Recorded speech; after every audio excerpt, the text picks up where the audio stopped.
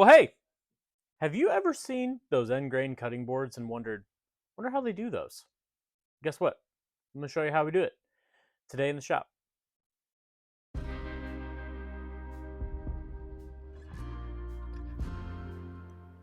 So the first thing that we're going to do is we're going to take our board where we've just glued some strips of wood together, but the top and the bottom really aren't flush together. So when we glued that up, there were just little pieces that maybe weren't exactly the same width. And so we're going to take those over to the drum sander where we'll just take a little bit of material off the top and the bottom to get those surfaces nice and smooth for the next glue up.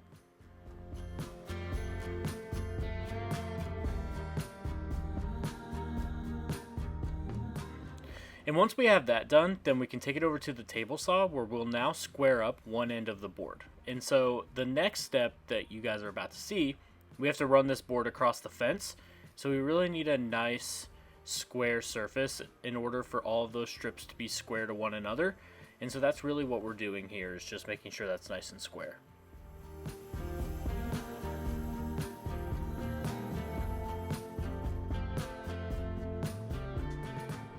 And what you'll see here is that even a blind squirrel finds a nut every once in a while, and I was able to get this one nice and square.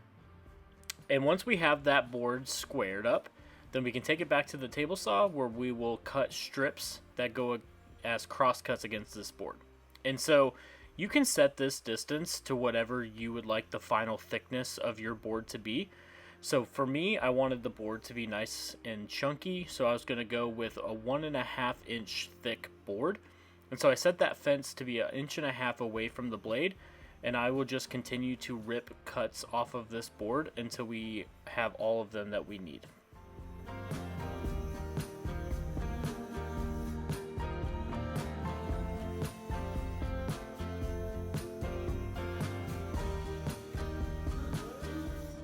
And now that we have all of those boards ripped into strips, we can take them back over to the table where we will take all of the end grain and make it face up, because that's the top of the board that we want. And as you can see, at first they show as strips, but if we rotate those boards around, we get a nice checkerboard pattern, which is exactly what we were aiming for. So that's how that is done.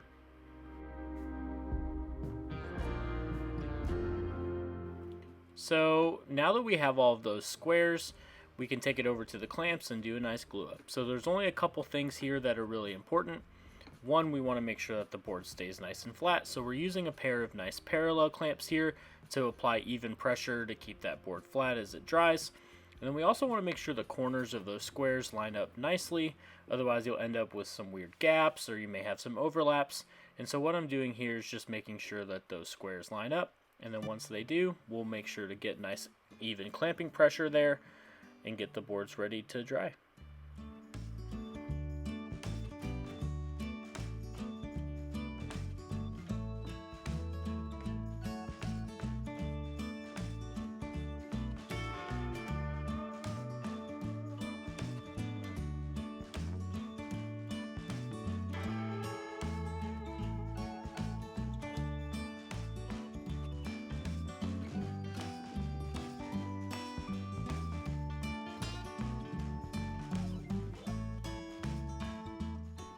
And so now we're on to every woodworker's favorite task, and that's sanding. Nah, I'm just kidding. No one likes sanding. But it is an important step to what we do.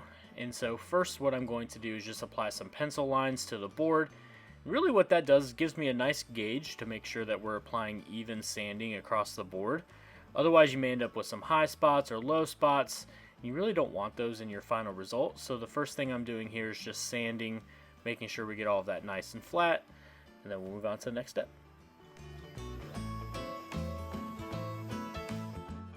If you were wondering, wow, when we last saw that board didn't have juice grooves or handles on them.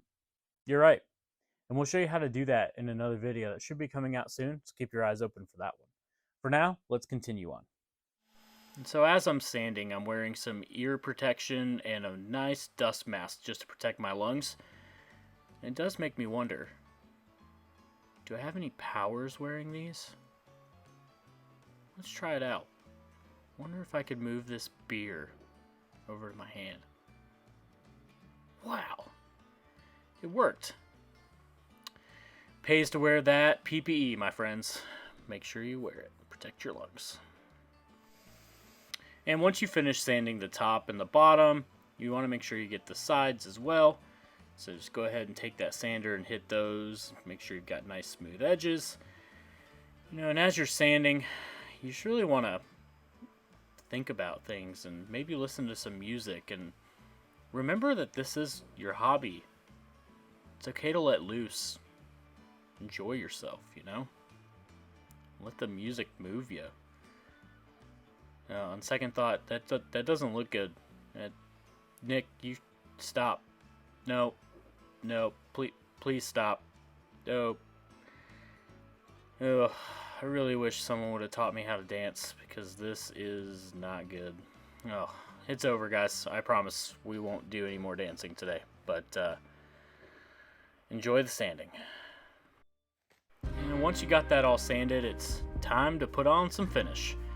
And this is really where you get to see the beauty in that wood.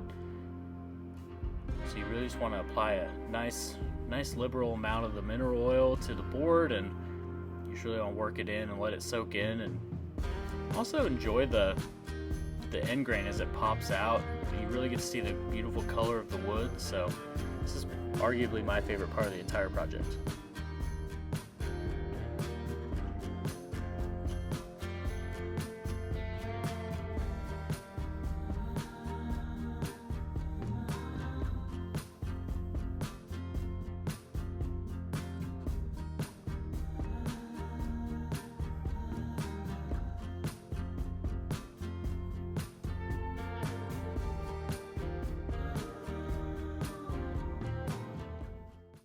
And there you go.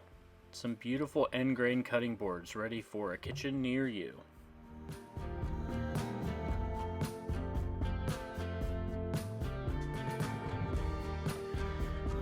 Well, I know I had a lot of fun making these beautiful end grain cutting boards.